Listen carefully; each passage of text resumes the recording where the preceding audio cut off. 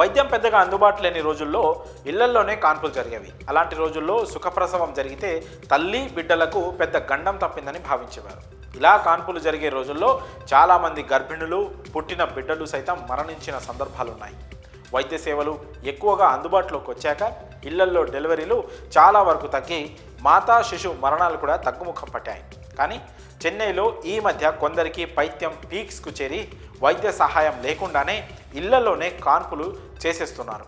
తాజాగా ఇలాంటి ఘటన వెలుగు చూడడంతో తమిళనాడు సర్కార్ చాలా సీరియస్గా ఉంది. చెన్నై మహానగరంలో పేదల నుంచి బిలీనియర్ల వరకు వారి వారి స్తోమతను బట్టి సర్కార్ దవాఖానాలు, కార్పొరేట్ ఆసుపత్రుల్లో చికిత్స పొందుతుంటారు. మెడికల్ ఫెసిలిటీ అందుబాటులో ఉన్న మెట్రో నగరంలో తాజాగా ఇళ్లలోనే ప్రసవాలు చేయడం ఆందోళన కలిగిస్తోంది. కుండ్రత్తూరు ప్రాంతంలో ఓ ప్రసవం ఘటన వెలుగు చూసింది. తిరువన్నమలైకి చెందిన ఓ జంటకు 2 కుమార్తెలున్నారు.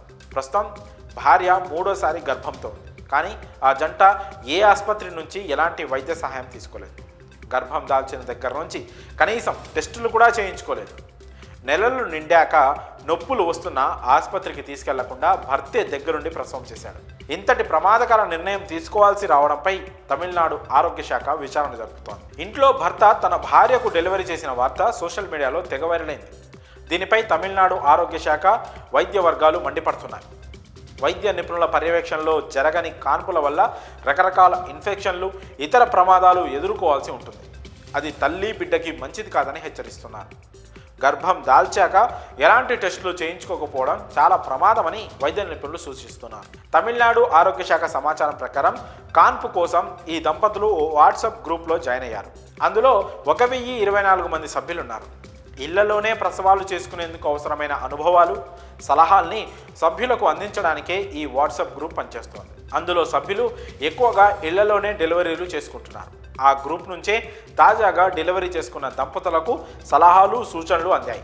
వాటిని ఫాలో అవుతూ ఆ వ్యక్తి తన భార్యకు కాన్పు చేశాడు.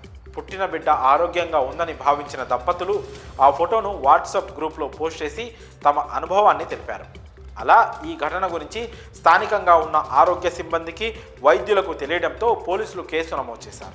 ఇంట్లోనే డెలివరీ చేసిన ఘటన వెలుగు చూడడంతో ఆ భర్తను పోలీసులు అదుపులోకి తీసుకున్నారు. ఆ మొత్తం వాట్సాప్ గ్రూప్ వ్యవహారంపై పోలీసులు విచారణ జరుపుతున్నారు. మరోసారి తమిళనాడులో ఇలాంటి ఘటనలు జరగకుండా ఆరోగ్య శాఖ చర్యలు తీసుకుంటోంది. ఇళ్లల్లో ఎవరూ కూడా కాన్పులు చేసి ప్రాణాల మీదకు తెచ్చుకోవద్దని తమిళనాడు ఆరోగ్య శాఖ ప్రజల్ని హెచ్చరిస్తోంది.